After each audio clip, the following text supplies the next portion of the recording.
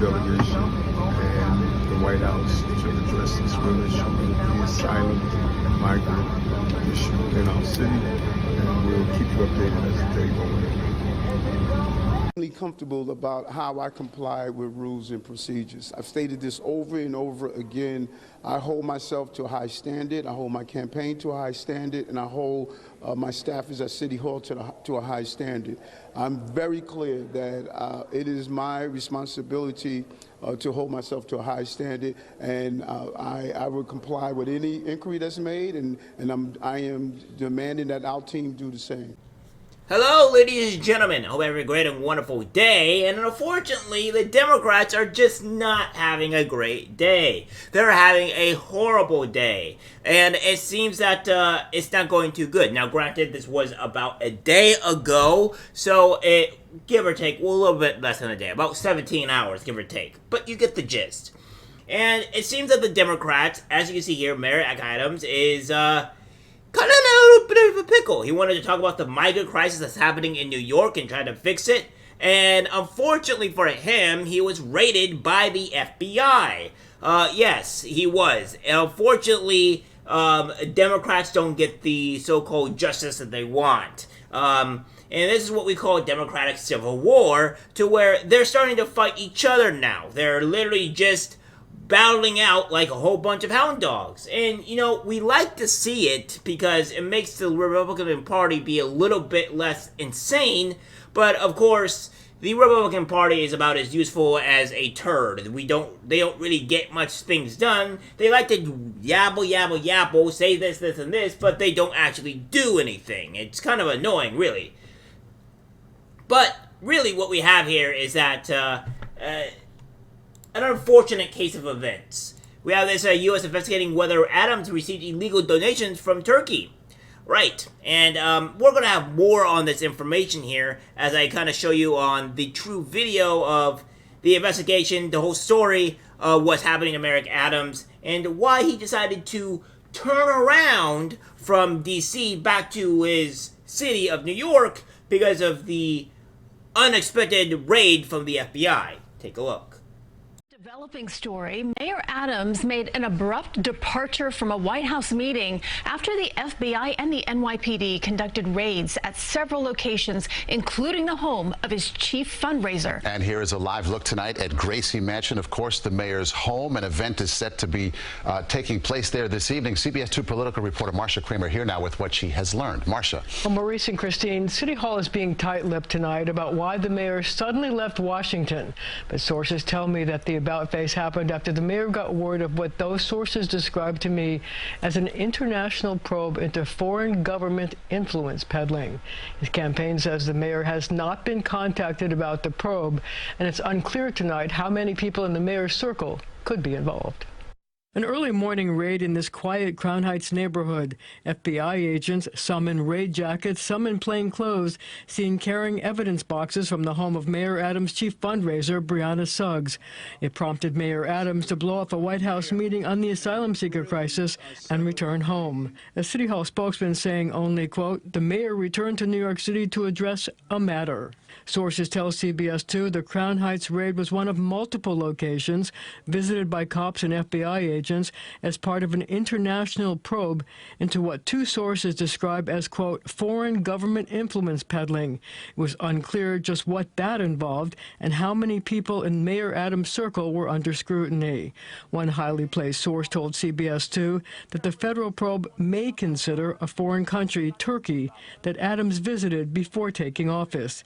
The mayor's campaign counsel said, quote, Mayor Adams has not been contacted as part of this inquiry. He has always held the campaign to the highest standards. City Hall referred all calls to his campaign office because the first raid was at Suggs Crown Heights brownstone. According to published reports, FBI agents from one of the agency's public corruption squads questioned Brianna Suggs during the raid. She has not been charged with a crime, and there was no information about what was in the evidence boxes agents were seen loading into a black van. We headed to D.C. to meet with our congressional delegation, and the White House. Mayor Adams made a social media post from the plane to Washington before the sudden decision to come back to New York. In addition to working for the campaign, Ms. Suggs has been paid nearly $100,000 in the past 2 years. Suggs is also a fundraiser and lobbyist. Late today, Deputy Mayor Fabian Levy issued a statement saying, quote, "The mayor heard of an issue related to the campaign and takes these issues seriously, so wanted to get back to New York as quickly as possible. He plans to return to Washington and reschedule these meetings as soon as he can." Now, again, we need to stress that no arrests have been made, no charges have been filed. And according to the mayor's lawyer, he has not been contacted. Maurice, Christine? Okay, Marcia, thank you. So yeah, it's not looking too great here for Mr. Adams. It seems that he's been caught from illegal donations from Turkey, and it looks like Biden is on the way. And it doesn't seem to be too great. Here's something that I had to add here. It seems like the Democrats have a feud with each other. They have to stay in line. Right now, I'm going to show you an actual video of Merrick Adams kind of disagreeing with Biden and wanting actual federal aid because he has to deal with the migrant problem. The same thing with Chicago. Let's be honest here, though. You guys did advocate for this for the longest period of time, and it only took reality to slap you in the face and realize it. Like I've always said, ladies and gentlemen, stupid people have to have reality slap them in the face until they can realize the error of their ways. And it's only the truly wise people that have a brain higher than 40 to actually realize that this is what they did is not good. Eric Adams is learning this, and he's now combating the very single establishment, the dictator, that has the cause of all this. He's seen the reality is not pretty, the reality is horrible, and now he's backtracking, trying to get things done, and trying to cater to his people's needs. But of course, Joe Biden doesn't like this. The Democratic Party doesn't like this. Evil people don't like this because they don't like the people. They don't like the American people. Without further ado, here is the clip of Mayor Adams going against Biden and criticizing him on the border and how he's not getting fundraising for the legal to fix the legal immigrant problem. Take a look. But $76 billion of that is already accounted for. It's like if you have a house and you budget yourself for the year, you know where your food, your clothing, your electricity, your gas, and all of those things. And all of a sudden, your roof caves in. You say, wait a minute, so I got insurance. Let them come fix it. Our insurance was the federal government, and they're saying to our insurance contract, we're not giving you anything. So now we have to, me, taxpayers, have to find $12 billion out of a $30 billion budget. It has to come from somewhere.